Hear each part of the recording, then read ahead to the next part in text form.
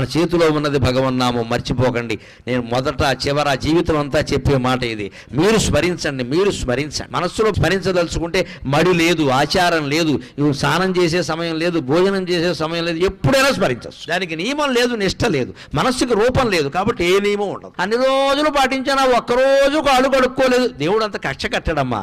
దేవుడిని పిశాచం అనుకోకండి, దేవుడు ప్రియుడు. నువ్వు ఒక్కరోజు నియమం తప్పితే దేవుడు కక్ష కడతాడా?